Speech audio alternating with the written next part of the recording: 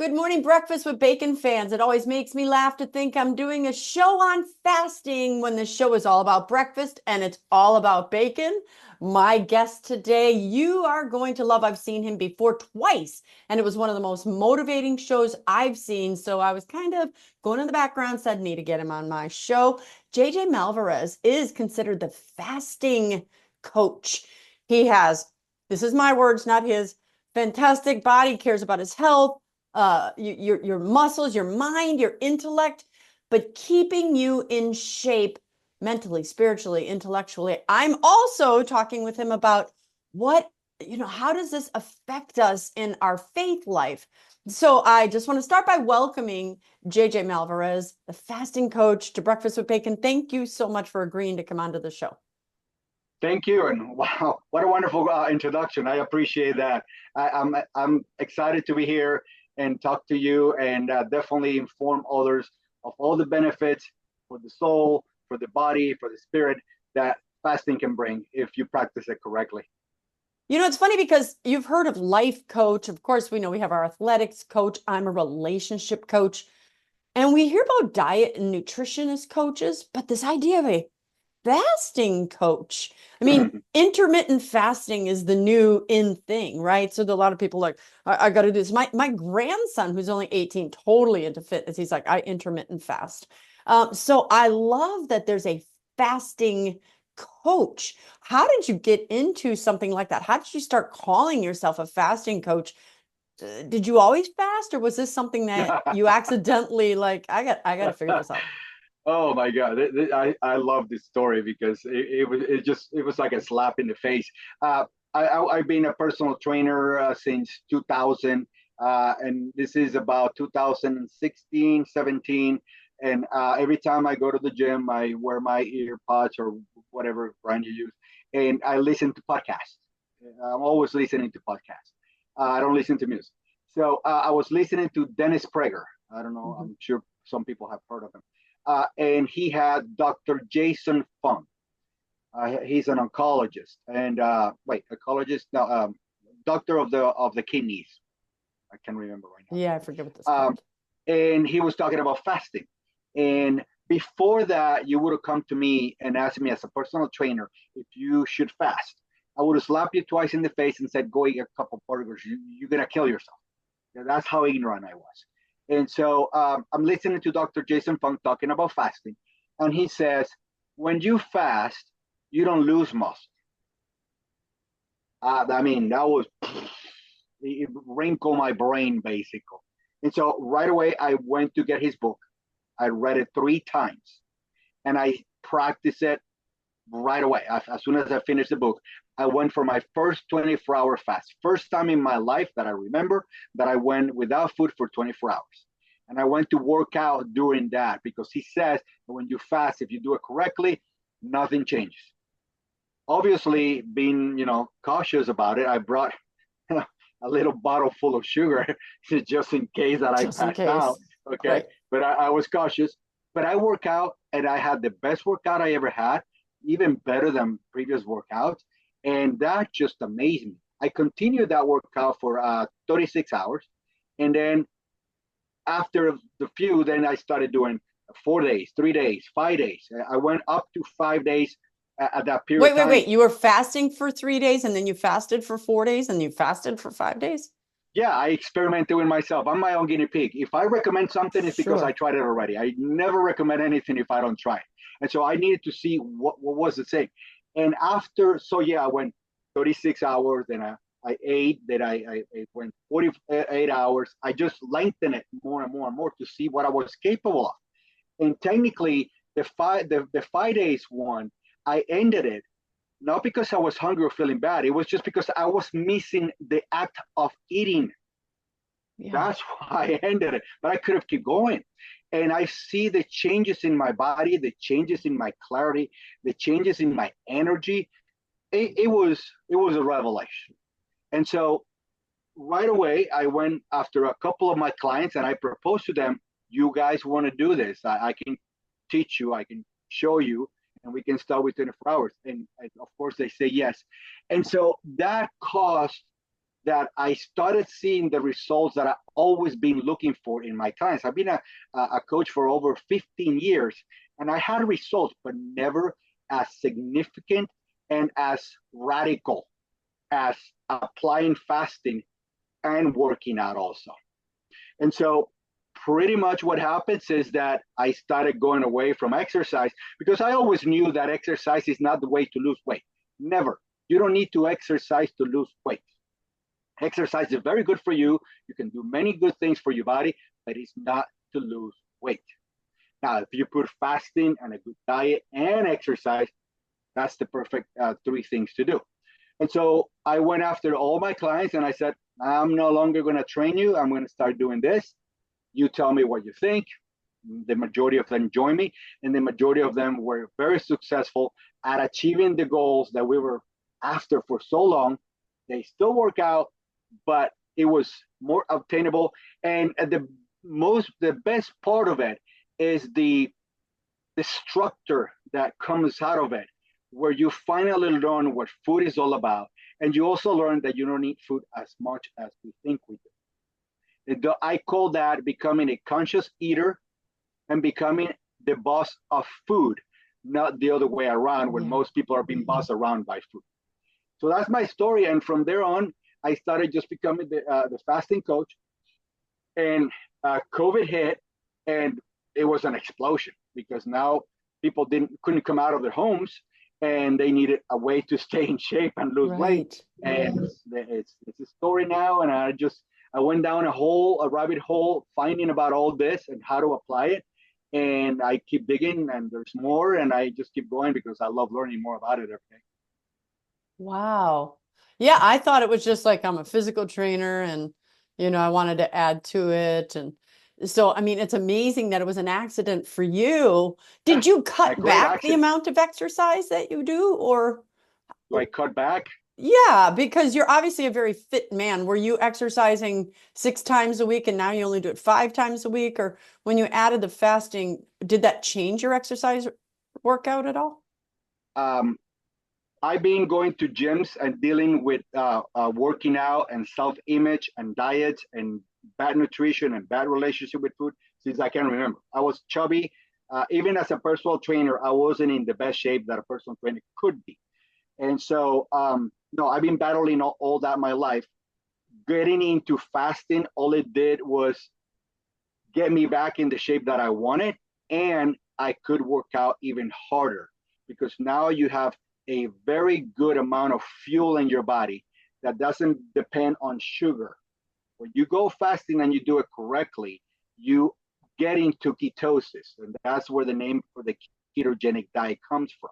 You get into ketosis, which means you start burning more fat than ever. And that's the fuel that your body really wants. If you do it correctly, it's full energy. I hear all my clients, and you might hear people talking about the ketogenic diet by saying, "Oh my God, I have so much energy now. I cannot stop. My clarity in the mind and everything is good." And so that factor of getting into the ketogenic diet or the ketogenic process is what actually brings so many other benefits from fasting, including that spiritual connection that a lot of people say they get once they start fasting correctly, because it really clears the mind. Fasting puts you in a state where a lot of people describe it as there is no more noise. The main number one noise is hunger and food and eat something. That's the main noise. There is many others. And so, like I always say, if you read about the geniuses that we have had in humanity, the majority of them have several things in common. Number one, they sleep very little, which when you're in ketosis, you don't need as much sleep. They eat very little, which what's turned you into ketosis. And they say that by doing that, they think deeper, they have better clarity, and they can think of what is they trying to solve. Yeah. So there is a connection there between calming the noise from food and being able to clearly think about what you're trying to think. In our case here, we're talking about connecting to God, which every single religion has some way of fasting to connect to God. And that's how it works. Because once you stop distracting yourself from something that is very distracting, which is food, we cannot deny that, plus other things, now that connection opens up and you have a better portal to transfer that you're looking for. So obviously, when I started this, that thought didn't happen. But in my own search for God and spirituality, I have learned that's what's happening, in my opinion, here. And so, yes, absolutely, fasting works in so many ways, and it benefits the body in so many ways that, man, I can talk here for hours. So. Yeah, you could, and that's exciting. So we're both Christians. Let's save the spiritual part for last because we're never going to miss that part, right? So everybody else is also interested in their body. So my own fasting journey is my whole life. The only time I ever fasted was on Ash Wednesday and Good Friday. My whole life, right? I remember in high school, wanted to lose weight once, so I starved myself, and I did it for a day or two back then. But other than that, I never fasted until around 2016 when I had a prodigal child, and I did it for the sake of, all right, I'm not making any headway. Let me try and do some spiritual warfare. And so I fasted there, and I'll talk about that when we get to the spiritual part and how that was very positive. But then I heard that Our Lady sent messages saying, again, spiritually, fast on Wednesdays and Fridays. And I was like, oh, I could never do that. But I remember at first, and I think I started with Wednesdays, don't remember. Maybe I started with Fridays, but I only did one day a week. And when I used to fast on Good Friday and Ash Wednesday, I remember dreading those 2 days. And I'm a naturally thin person, so I'm not one of those that thinks about food my whole life. But on those 2 days, I would think about food all day, right? And then I would stay up till midnight. So at 12:01, I could shove food in my face and, oh, I made it. I survived. Yeah. Right. Yeah. And then, so it was painful. And then when I started this once a week, as a Catholic, I go to daily mass. And since Vatican II, you only have to fast for an hour before mass. But I wanted to do it the old-fashioned way. So I go to mass in the morning and I wait. I wake up in the morning and I do not eat until after mass. So I go to the first mass I could, like 6 o'clock mass, so I could eat. So this is kind of my brain. And I would fast those days. And I was dying to get to mass so I could quickly get in the car and I'd eat a banana. And I was hungry the whole time thinking about it. But I have found now I've made it to 2 days a week, and it's not even a problem. My stomach doesn't growl. I'll go to mass. Sometimes I go to 8:30 mass. I go run some errands. I don't get home until 10, 10:30, 11, and I'll eat my first meal. And that happened over time. Again, this is just a physical part. I'm not even going to talk the intellectual part.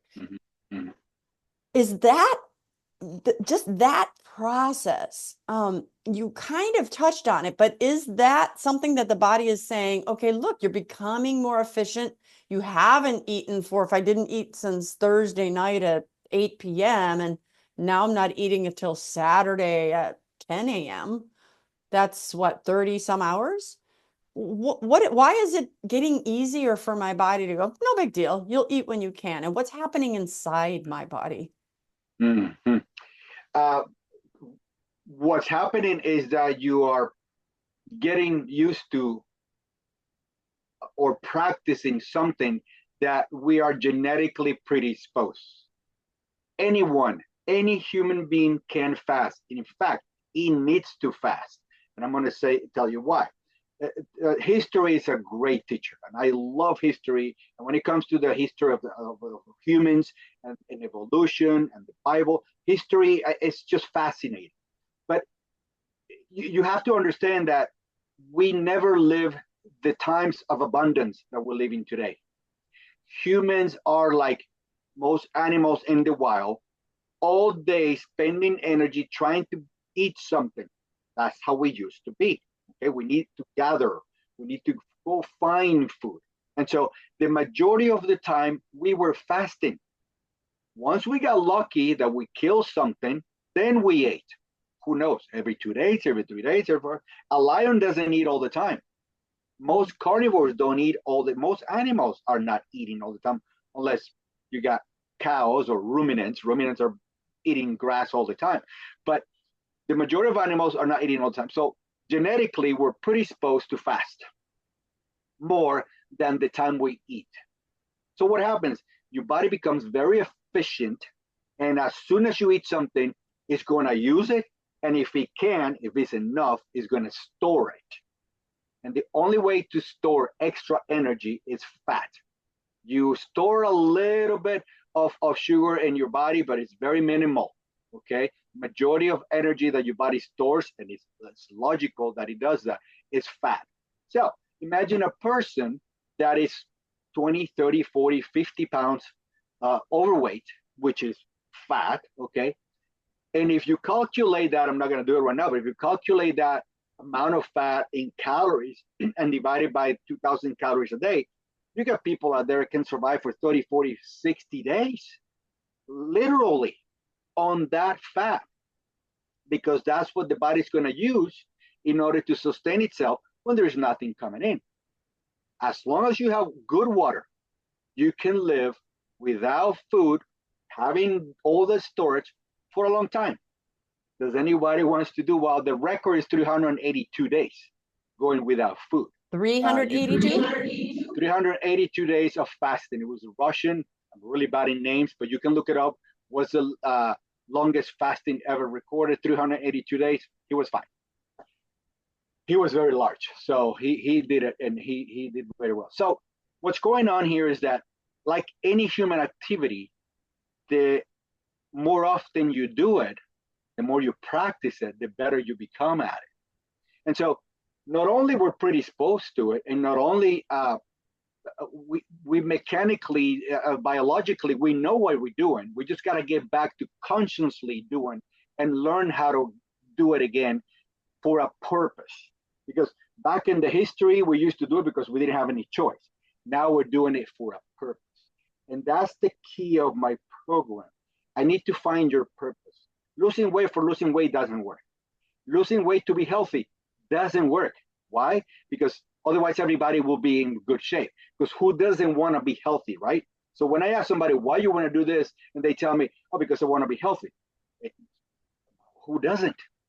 There's got to be something else. And so you have to find what works for you. What is your motivation? What's the reason why you want to do this? You want to do it for your husband, for your wife, for your kids, for your grandchildren, or you just want to do it because you're sick of being sick. I understand that. Or you want to do it because you want to connect with God even better. Whatever your reason is, that's the one. But it is to be found. And with that reason, we take over, okay, let's practice this. This is how you're going to do it. And little by little, I have people that when they start with me, they're afraid to go for 6 hours. And all of a sudden, they're doing 3, 4, 5 days themselves without asking for permission. They don't need my permission. I always say the longer you fast, the more frequent you fast, the sooner you'll heal, and the sooner you'll get to your goal. Okay? So yes, there is protocols. There's things you need to do to make it safe and comfortable. And more importantly, the longer you go, the more important is to know how to break the fast. Because you're not going to die. None of this is going to kill you. If you ever feel bad fasting, the only thing you need to do is what? Eat. Eat. That's it. Okay? But if you go in for a long fast and you try to break it with the wrong foods, the wrong way, you're going to suffer in the bathroom for a while. That's the only thing that's going to happen. You're not going to die, but it's uncomfortable, put it this way. And so I guide people to make sure that they do it comfortably and make sure that when they break it, they have the least discomfort possible. Again, as you practice, you get better, and it's not as uncomfortable to break fast as at the beginning. It's all about practice. What should we eat? Should we eat carbs, protein? Is it standard for everybody? Is it different for everybody? You're putting me on a spot here. I'm a carnivore. I declare in front of you, I'm a carnivore, which means I don't eat vegetables. Okay. My husband always jokes too. You know, my son-in-law says he's a meatitarian. A meatitarian. That's right. That's right. Ever since I remember, I really didn't care much about vegetables. And to me, okay, I ate it because they say it's good. They say it's nice. They say that you need them. That was it. But once I realized and studied and realized what it's all about, to me, what works is carnivore. And what proves that to me is that I've been in this shape, better shape than I ever been in my life for the last 7 years, and it works. I started as a keto diet. I used the keto diet first, but the evolution is very, very obvious that you end up being a carnivore if you take it serious like I have. The difference between the ketogenic diet and carnivore is the ketogenic diet allows some vegetables. The carnivore, we don't care about vegetables. If you want to eat it, but that's not a carnivore. And so, what we're supposed to eat, there is so many things happening here. I'm going to tell you my opinion. Yeah, my opinion and the way I see things and the way I try to teach my client. I don't push anybody to any beliefs. I just tell them what I think and they make a decision. Humans are by nature, by physiology, by biology, by many, many things happen in your body, pure carnivores. Now, the other way is that we are opportunistic eaters. In other words, if there is not enough meat to eat, we'll find other things to eat. Mushrooms, berries, some roots, okay, but that's not what we survive with. That's not how our optimal health is meant to be. We're hunters, we kill whatever moves. Okay, that's how we evolved. And so I believe that that's the way it is. The other thing is that it's already well known that the amount of toxins that are in all vegetables, anything that comes from a plant is full of vegetables, okay? And you cannot deny that it's full of toxins. Full of toxins. And so why is that? Well, animals have ways to defend themselves. They got claws, they got teeth, they have spikes, they can run, they can fly, okay? Plants don't. So plants create toxins to defend themselves. Plants are living beings. They don't want to be killed. They want to reproduce. They want to take over the world, okay?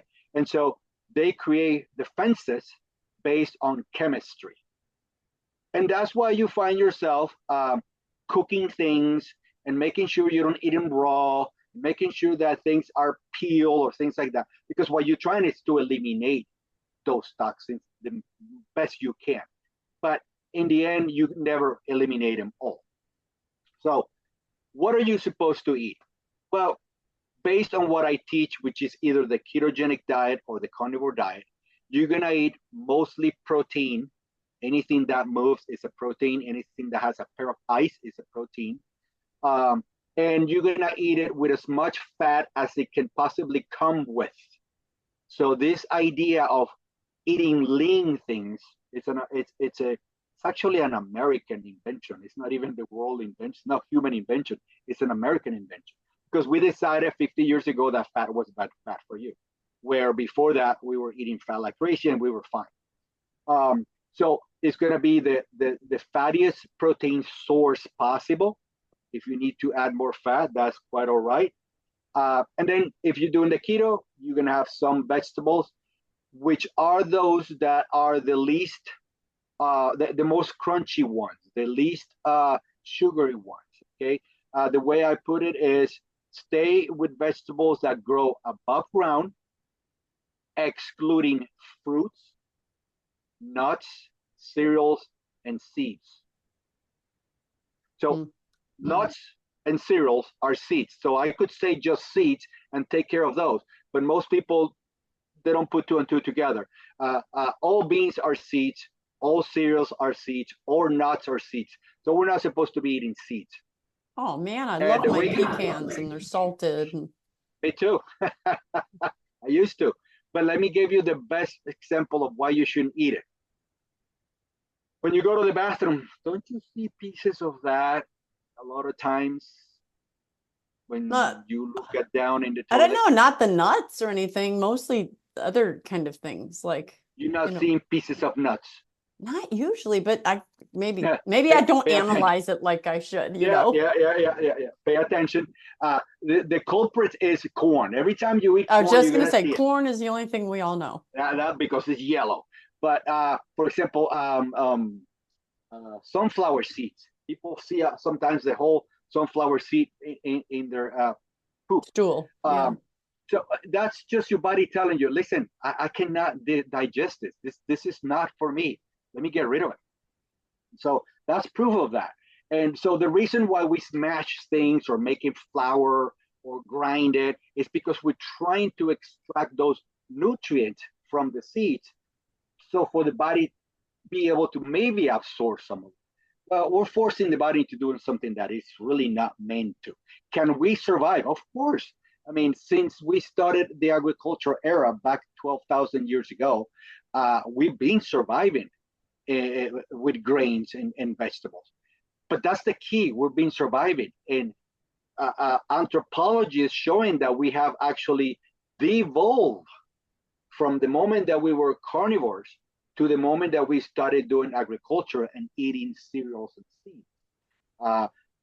There is some findings where people were bigger, stronger, taller, bigger teeth, bigger jaws, and that's in history is showing that we're actually becoming different. We're smaller, our jaws are smaller, we're having more problems with teeth, etc., etc. And that comes from not eating the right, proper ancestral diet, which is meant to be carnivore.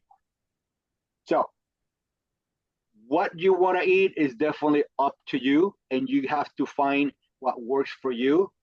What I usually recommend is go 2 weeks. You want to be vegetarian, do it for 2 weeks. Fine. But see how you feel and see how any of your symptoms go away or stay with you. If you want to do a month, even better, obviously. Same thing with the ketogenic diet, or same thing with carnivore. See what works for you. One thing we have found out, which is the truth, is that you cannot be a vegan or vegetarian unless you supplement. And remember, supplements are man-made. So what diet bases itself on something that is man-made? That's not the point. Also, when a vegan says that there is no problem being vegan, my question is always, where do you get your B12 from? Because you can only get B12 from animal flesh. So what they do? They supplement. And I don't believe that a diet should be supplemented. I can continue if you want me to. Yeah, no, okay, you're right. That's a good break because yeah. So a good breakfast. I mean, after I fast, I'm always ready to go home to my eggs and bacon, and I'll put some cheese on my eggs and some sautéed onions with butter. So sounds like it's okay. Yeah, I don't have any problem with that. Some people have issues with dairy, but the beauty of being a carnivore is that you have such a little amount of ingredients that if you feel that something bothers you, like for example, cheese, it's easy to figure it out. Yeah, you can actually extract it and see if the symptoms go away. You know, it's very easy. Because I don't actually always put cheese on my eggs, but the eggs itself, and it keeps you full for a long time. And I have people say, don't eat bacon. I'm like, I love bacon. I'll have 3 or 4 slices. Point.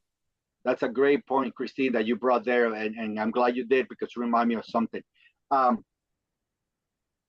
There is a straight connection between brain and stomach. Okay. And that connection is what causes a lion to stop eating once it's full. A baby, once it stops sucking, it stops. No baby keeps eating until it's overdone. Explodes, okay? Right. We have that naturally there. When you mix meats, protein, and fat with carbohydrates, that signal gets disturbed. And then there is not clarity of it. And you end up eating a lot more than you should. And usually you're eating more carbs than anything else, because those are the ones that taste the best. When you eat straight carnivore, steak and cheese and eggs and bacon, you're going to find that signal so strong that you're still going to have delicious food in front of you. And you're going to go like, I cannot have one more bite. So what I recommend to those who want to be carnivore is eat as much until the food doesn't taste good anymore. And that just clicks. And that comes from Dr. Chafee. I'm not going to take that. That he taught me that. And when I applied that, it was like, wow, that's amazing, because it's true. If you give yourself the time and you become conscious of the process that you're in, which is you're going to sit down with your plate, You can have some TV, but try not to be distracted. Pay attention to what's going on in your body. Yeah. Savor your food. That's why it's Your bad food. to eat in front of the television or while you're scrolling because you're not Correct. even listening. You get distracted. Yeah. And so the best tasty bite of any food is the first one, isn't it? Mm-hmm. Mm-hmm. Right? But think about the last one on the a couple ones before last. Usually they're not as tasty, and that's when you stop because that's your body telling you, "Hey, I'm done. That's it. Stop. I don't need more fat. I don't need Yes. more protein. I'm done." So it is good to leave food in the plate, which is what my mother told me not to. I know mine Uh, too. and yeah, that's where I come from my mother telling me, if you want to go be a good baby, eat all your food. Boom, that created a terrible relationship with food and me until I figured that out. No, I don't have to eat it all. Yeah. That helped me out. And some people here, kids in Africa are dying. Yeah. Well, and I wish I could help, but that's not my I problem. know. Whatever But food the I funny thing leave, you mentioned them is that, yeah, they don't get food a lot and they're still living. Starving isn't point made, killing them to the degree that point we made. think, right? They go Exactly. 2, 3, 4 days without food, then they get Yeah, food and their bodies yeah, are yeah, efficient. yeah, I yeah. wanted to ask you then, what about the people who do fast 2, 3, 4 days? You kind of answered the question, but what about vitamins, supplements? You just said that you really don't need supplements if you're getting meat, but if I'm not eating anything, am I getting the vitamins I need Why is your body storing fat for? to hold vitamins, maybe? No? To store nutrients, to store So it's all energy. already in the fat. The B, the C, the F, the If B12. you can, not specifically, no, not that way. Um, when it comes to the nutrients necessary to survive optimally, let's say live in a thriving way, everything that if you eat meat, everything is there, including vitamin C. The thing is that it's not as necessary as it is when you're eating carbohydrates. In other words, if you're a carnivore, you're gonna get vitamin C from your steak, but it's such a minimal amount because your body doesn't need as much anymore because the needs of vitamin C are based on how much carbohydrates you're eating. The demand for vitamin C is depending on how much carbs you eat. So So if I'm you're not not eating eating that any many carbs. carbs, I just don't need that much vitamin You C. don't need that much vitamin C. You're still going to get a little bit from your meats and eggs, but that's it.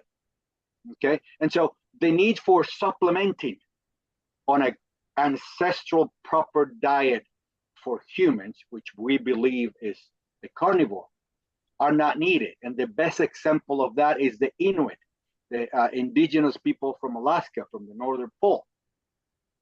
They eat 80 to 90% is blob from whales and seals that they kill. And the rest of it is protein.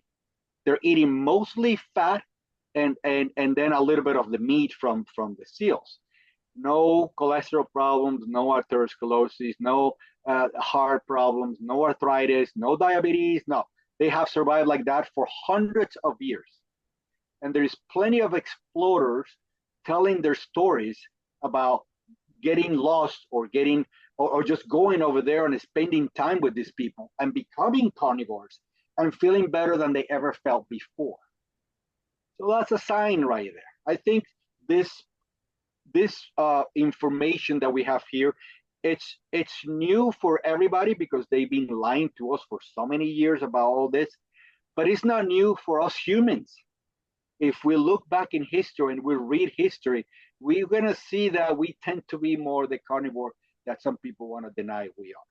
And so I highly recommend you try. So a couple things that I was thinking about are and look, I'm 60 years old, so I remember them saying, cut out carbs, cut out fat, cut out calories, and everything was trying to go around. And then you hear them say, eat several small meals a day instead of a big one, and you must have a breakfast and all that.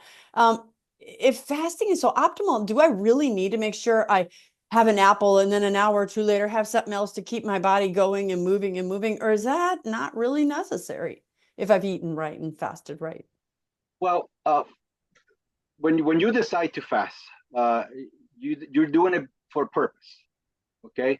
And the length of the fast will depend on that purpose. Obviously, the majority of my clients come to me because they need to lose a lot of weight.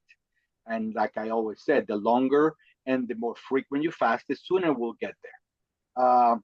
So if you're a person like me that already is in the shape it wants to be and don't need to lose more weight, I'm doing 18/6, 18 hours fasting every day. And I have a window of 6 hours to eat 2 meals. I only do 2 meals because I cannot do more.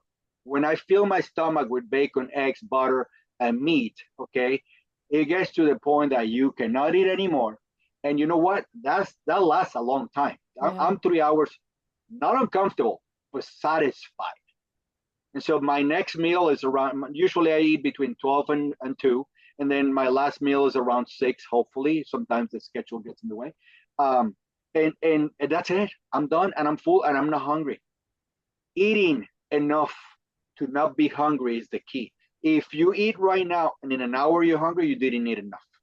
Okay. Period. There is no need for snacking or anything like that. If you eat enough of your food, good food, animal fat and protein, you're not going to be hungry in 3 hours. Yeah, but if you eat chips, you're going to be hungry because they didn't give you what you needed. Because it raises your insulin, your glucose, and then gives you the crash, and then you need that energy back again up. Your body's going to make, hey, eat because I need more. You burn what you eat. If you eat fat, you burn fat. If you eat carbs, you become fat. So notice that I didn't say that if you eat carbs, you burn the carbs. Yes, you do. But if you eat carbs, you become fat. Period. The only people that eat carbs and don't become fat, it's bodybuilders. Why is that? Well, because when you eat carbs, any carb you eat, turns into sugar in your body. That's what your body does. Turns it into sugar. Okay, what do I do with this sugar now? Well, I'm going to take it to the muscles to be burned and to be stored as glycogen.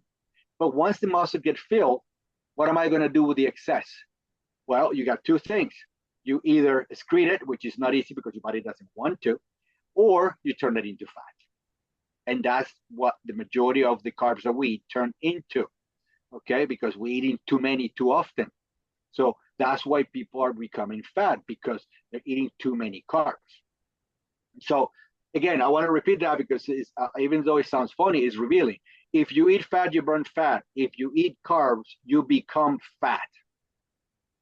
Think about that. So what is the secret of not being fat? Stop eating carbs. Is it easy? No, it's not. Because I am addicted to bread, okay? And you put bread in front of me and I lose it. I have learned control it. I have learned. So what I do is every 2 months, I give myself the liberty to buy a loaf of bread, okay?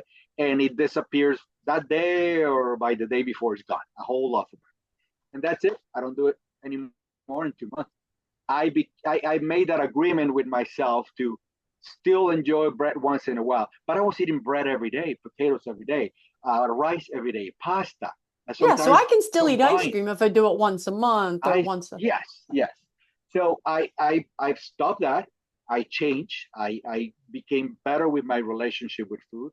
And that experience is what makes me be what I think a good coach, because I know what you're going through. I know how that feels. I know how it is to not have control over something that you're looking at it. And it's like you black out and you wake up after you ate it all and you're like, oh, why did I eat all that? That happens to a lot of people. It happened to me. Why don't you think about it before you ate it? Well, because the power that food does into you. And this is a chemistry. This is not you not having will. This is chemistry in your brain. Yeah. Your body gets hijacked by sugars. And the food is being made to taste so good and to make you want more. That's what processed foods are made for.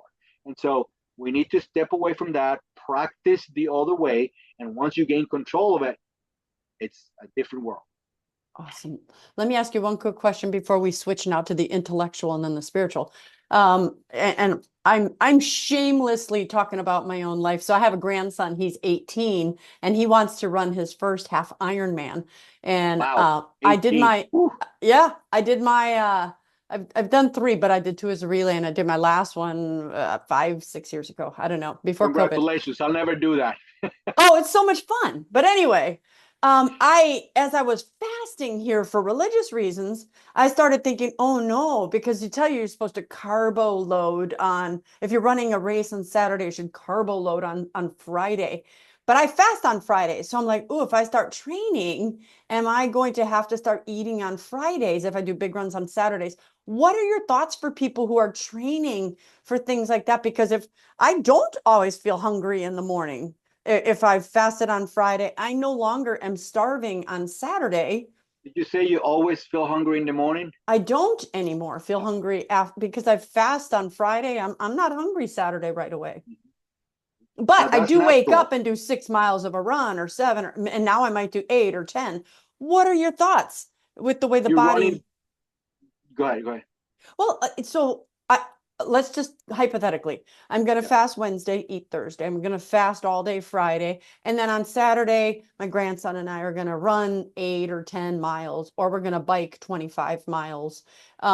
If we have fasted the day before, is that smart to do? Or are we supposed to eat before we exercise like that? Or keep on fasting and on Saturday, as we're training, bring something with us to eat? You know what I mean? That's what, because I think a lot of people watching here are doing this for, they're athletes, or, we've heard all these stories, carbo load Friday night. What are your thoughts? Uh, that's a big subject. First of all, let me. So when you run, you're fasted. You're running fasted, right? I You haven't I eaten I anything. run 6 days a week. Yeah. So I'm gonna run on Wednesday and fast all day Wednesday. I'm gonna run on Thursday and I'm not fasting. And these are the morning. So I wake up Friday. Okay. I So go you're running. running in an empty stomach. Correct. So you fasted, and Yeah, and it you doesn't bother me, but let's just say I yeah wake up, I'm not hungry on Saturday, and I want yeah to go run 10 miles. go for it. And I don't have to eat. I don't have to make sure I eat the day Yeah before. yeah. So let's talk about the two fuels. Okay, the two fuels that your body use: carbohydrates or fat. Uh, think about fat being a very high output super fuel, and carbs being the quick, uh, really easy to grab Yeah, thing. the Okay, low-hanging and fruit. yeah, kind of thing. Okay, your body's always using a little bit of the two depending on what it's doing. But all of a sudden, I become a carnivore, and then carbohydrates are not allowed.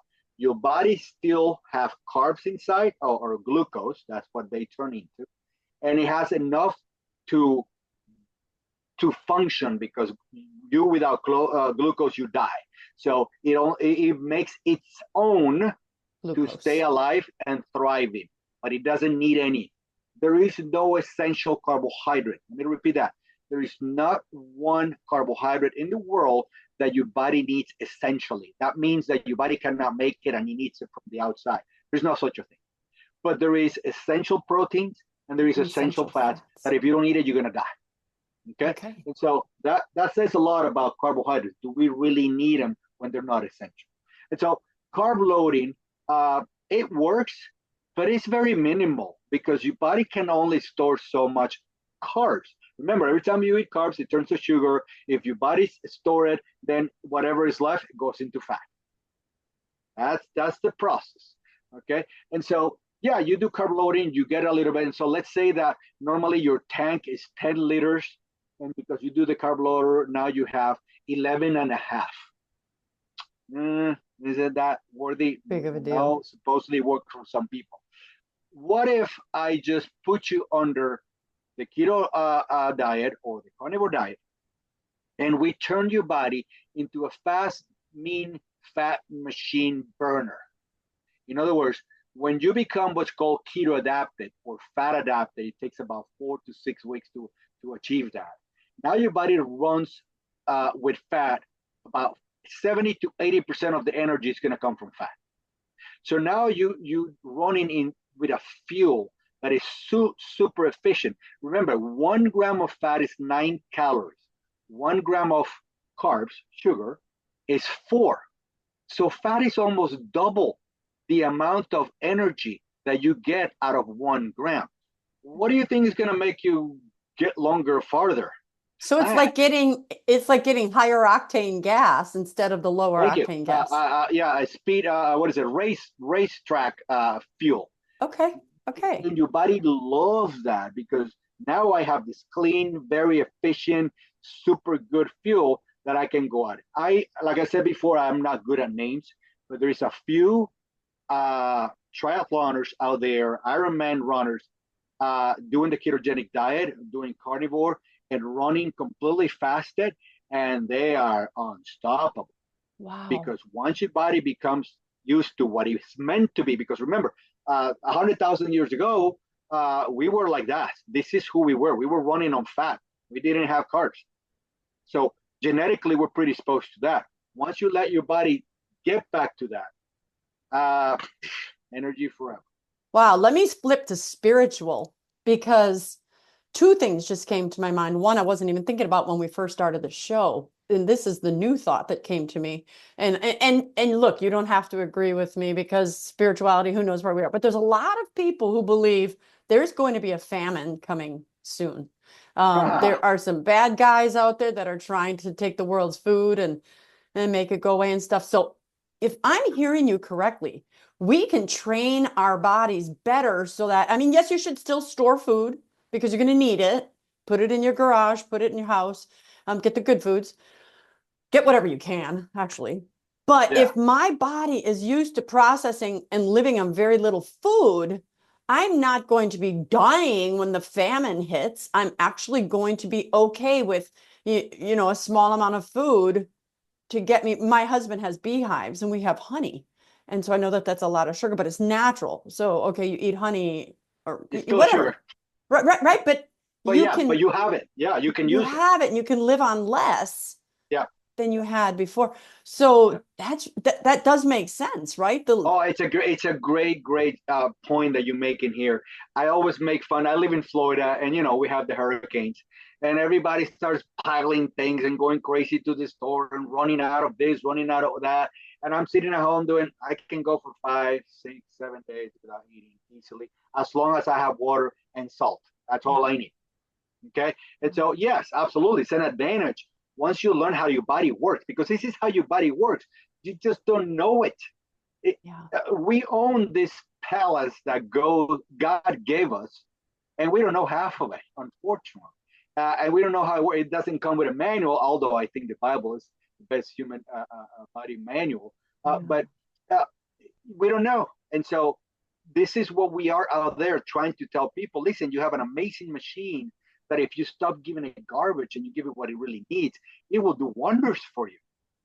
Half of the people, no, more than half, are out there sick, not because they're meant to be sick because they're 40, 50, or 60. It's because they've been fueling their body with such an amount of garbage that there's only so much you can do. This is like taking a NASCAR car, okay? And instead of giving it high octane fuel You're they giving used it to run, 87. you start putting diesel on it, which is junk for that car. That car might run for a while. It will not perform as well, but in the end, it's gonna break down. It's not gonna do the right. Even in your car is for 93 octane, and you put 87. You are creating some issues there that in the long run, the car is not gonna last as long as you expected. Well, the body's not different. Give it the fuel that is meant to have.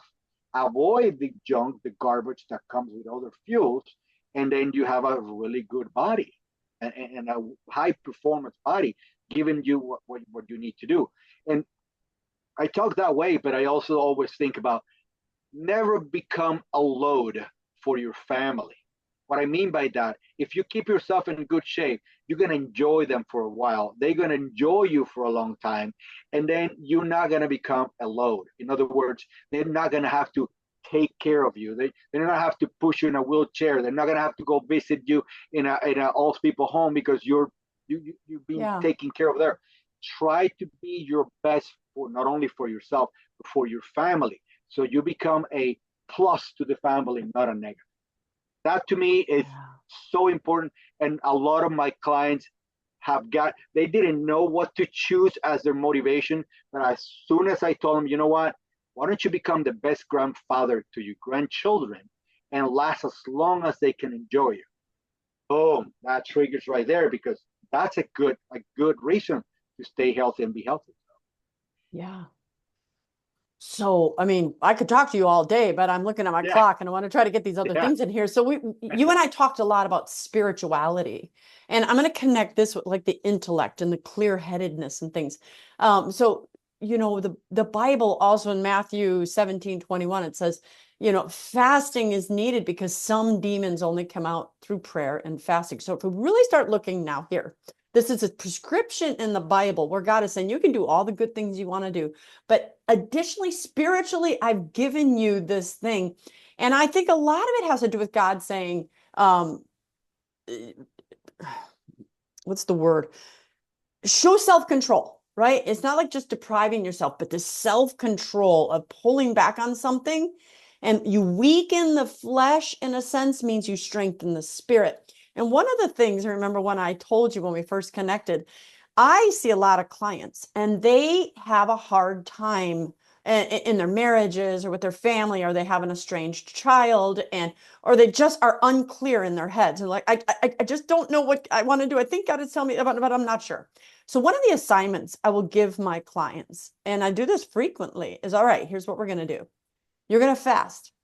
And I want you to fast for 24 hours. Now, a lot of people, you can see the terror in their eyes. They're like, because they've never fasted before. I'm like, dude, I get it. That was me. I never fasted before. I hated it. yeah, yeah. But I want you to fast. And so say you pick Friday, all day Friday, you're going to not fast. You're not going to not eat. And then when your stomach growls, I want you to thank God. It's like, God, thank you for this fast. Oh, before they fast. So I say, you're going to fast for a specific question. If any of you become my future client, you're going to understand. I'm going to tell you this often, is that you need clarity of head. So is the Lord telling me to go left or to go right? Is the Lord saying I should reach out to my prodigal child or my prodigal spouse? Or is he saying I should back off, right? I said, okay, so you need to know if this is in your head or if this is from God. So what you're going to do is you're going to fast, but you're going to have that one question that you're putting before God on this fast. You're going to say, okay, God, I'm going to fast today so that you can answer this question. Am I supposed to reach out to my prodigal child or spouse,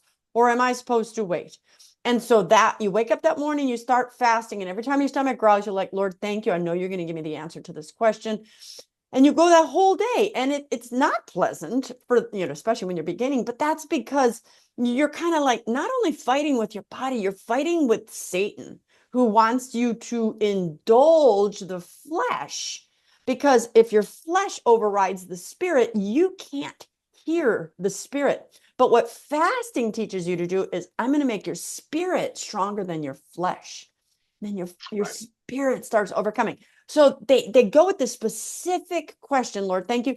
You wake up the next day, you fasted. I succeeded. You take a shower, you brush your teeth, you eat your meal, you thank God, and you go on your day. And 95% of my clients will say, I got my answer immediately. I immediately found a note, or I found out my spouse was having an affair, or I found out this, or God gave me this information, and it's amazing because spiritually, the Lord said, these are demons that are causing your estrangement. These are demons that are causing your husband's affair. These are demons that are, we got demons in this world. So if you use fasting, not only is it making your body healthier, it is strengthening your spirit and your mind so that you can fight Right. this demonic. So speak to that, because that actually kind of covers spirituality and intellect, because you Absolutely. mentioned Absolutely. earlier, you're clear-headed, kind of just Yeah. go. What are your thoughts? Yeah. No, I agree completely. I just use different words than you do, but we're talking about the same thing. Remember before I said something about eliminating noise. Yes. Yes. When you fast, you eliminate noise. And that noise mostly comes, in this case, from food. But I also like to call fasting abstinence, because it Yes. means the same, basically. And what are you abstaining from usually? It's from something that you know that you have an attachment that is not healthy. What is that? Alcohol, drugs, sex, gambling. Okay. These are all addictions that the person knows that have a problem with, and they're bad, but they're having a hard time getting rid of it. the majority of these addictions cannot be caught a little bit at a time. Usually, a good treatment means you're not having any Cold starting turkey. today. And most people, successful people say, I had to cut it cold turkey. You cannot offer a little bit of alcohol here and there an alcoholic. You can't. Same with Right. cocaine, same with any other drug. Okay, a Yeah, I'm only gambler, going to you see this cannot. prostitute once a month and not twice a month. I'm only going to watch porn once Yeah, a week, that right? doesn't work. That Right. doesn't work. And so fasting, that's what it is. You cutting cold something at least for 24 hours. And so now you eliminate that noise. And now you start having a better clarity about what that feels like. Because now that you don't have that uh, influence of that, whatever it is, in this case, it's food.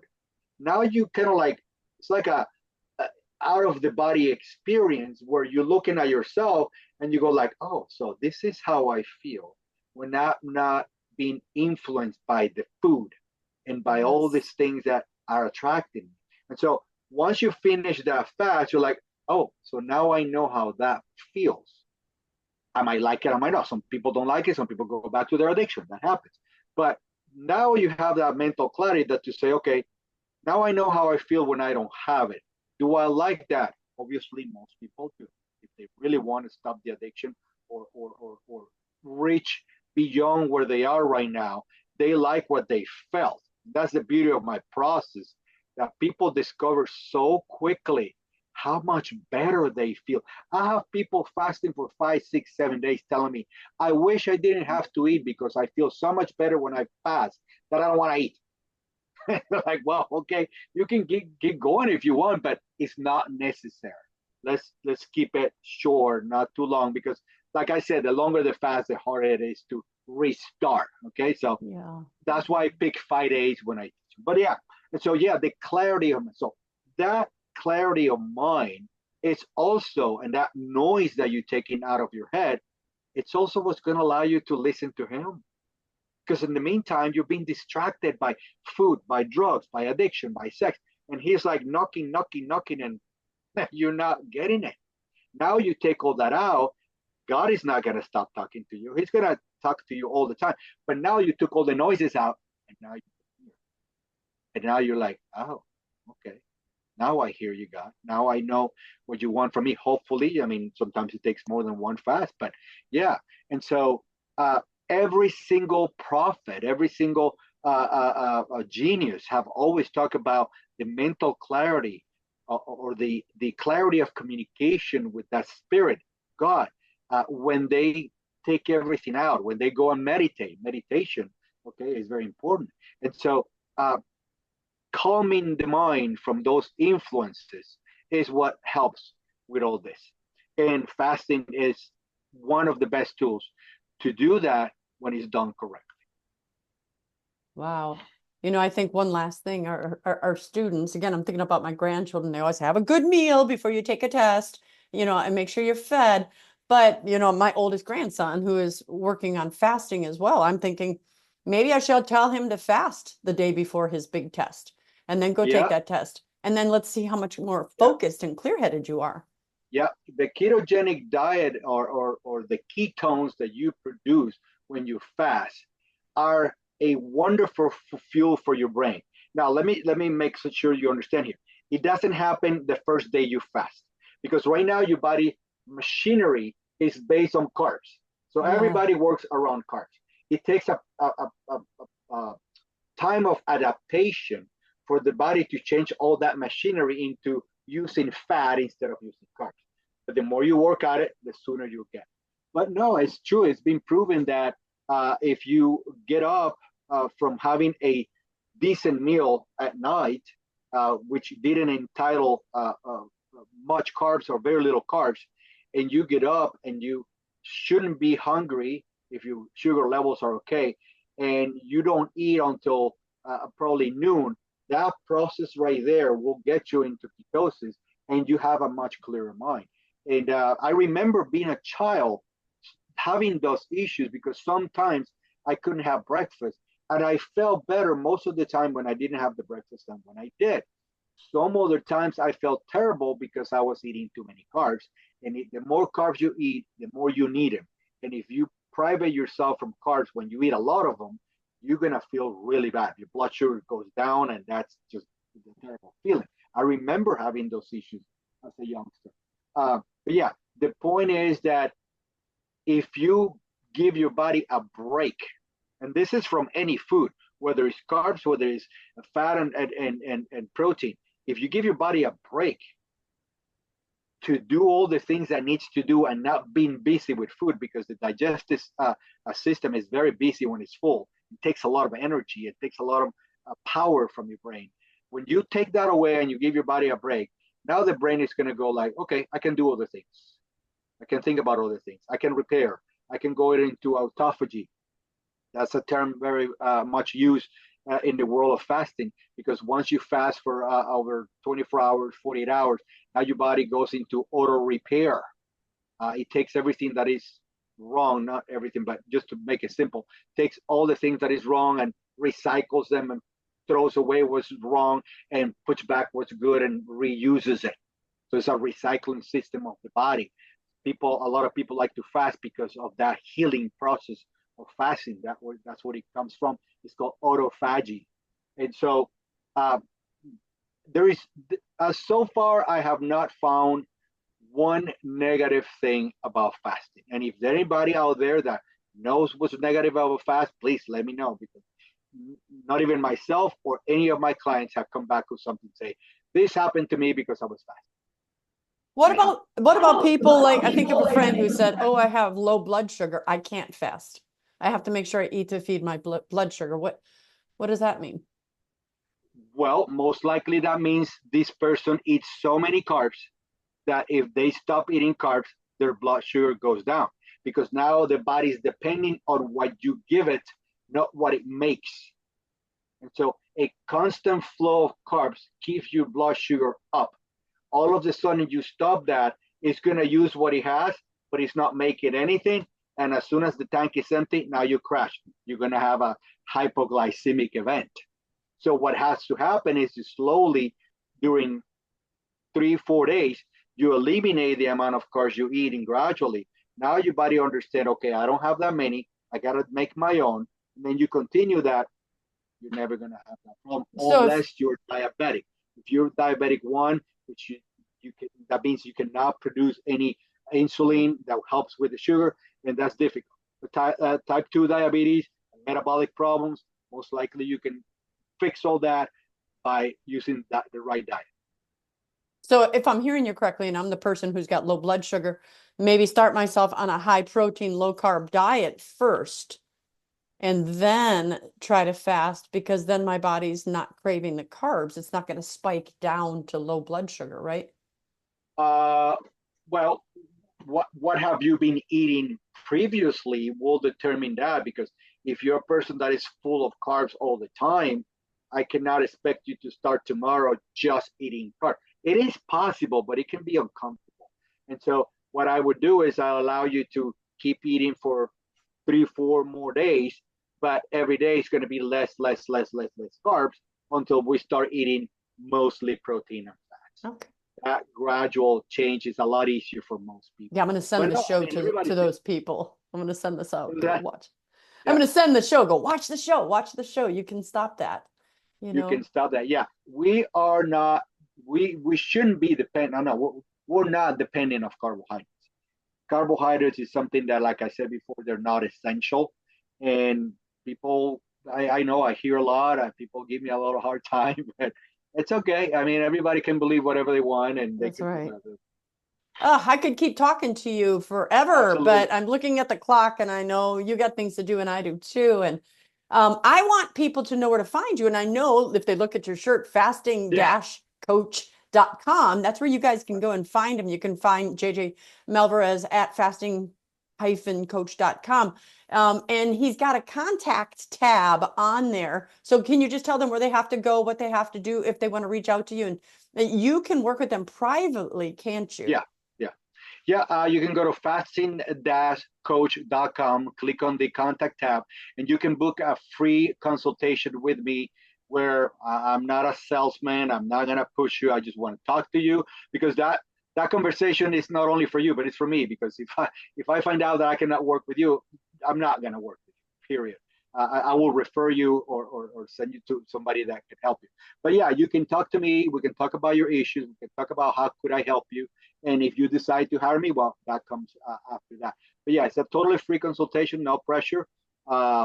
Just go there, click on it, put your number, and then it'll come to me in an email, and I will call you whenever is it that you put that. Excellent. And there's a link right here in the show notes, so you don't have to fish around. Just click on the link below, and then you can get a hold of JJ. This is a man who used to be chunky, discovered this, and this has changed his life. It's changed the life of so many people. Every time I hear him on the radio or the podcast, I'm like, got to get him on the air. So I'm so glad you finally were able to come. You have given a wealth of information, physically, intellectually, spiritually. This can help us draw closer to God, help us draw closer to others. It'll help level our emotions, and not be so, just so many things we didn't get to talk about. We can be here for 6 hours. So people should be looking for part 2, right? They should. I'd really like to talk a lot more about just the autophagy, and how that can heal and cure. So maybe let's get that on the calendar so that people can learn about maybe people with all kinds of disorders or diseases, or can look and try to get their bodies healed. The body will always try to heal itself. It's a beautiful machine created by God, and you just gotta help it. You just gotta do what it takes to allow the body to do that. And not eating is usually more helpful than eating. Yeah, that's excellent. I did forget to ask you, but I do think you do have socials, right? You've got Facebook. Yeah, I'm on Facebook, and I am on Instagram. Facebook will be under my name, JJ Malvarez. I initiated that Facebook a while back, and Instagram would be In Shape at Any Age. Which I will have those in the show notes too, so you can find him on those different socials.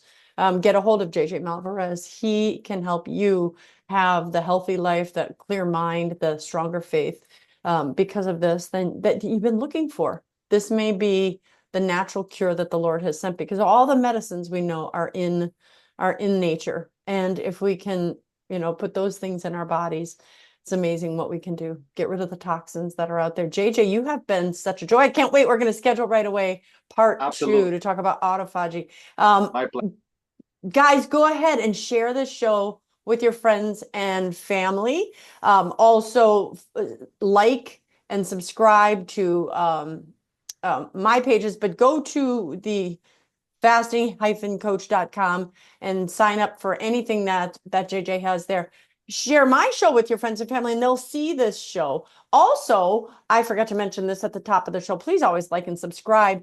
And I now have, because you guys have been so good to me and said, how can I help support you? Because there is censorship out there, and a lot of these platforms are censoring us. If you would love to support me and my ministry to have other great guests like JJ on, in the show notes, it's oh, look at me messing it up. Cup of coffee or coffee a day. I think it's cup of coffee. And there's a link right there to my page if you want to donate so that I can get other good guests. I can build this channel. I need your help, because I just need your help. And if God is touching on your heart, that'd be very helpful. Find me on Instagram, on X, on Facebook, Rumble, and right here on this channel. And sign up for my newsletter as well at breakfastwithbacon.com. That's a mouthful. I think I've said all I need to say. JJ, let's see how good you fast, how much your memory has helped you remember how we end the show. You got it?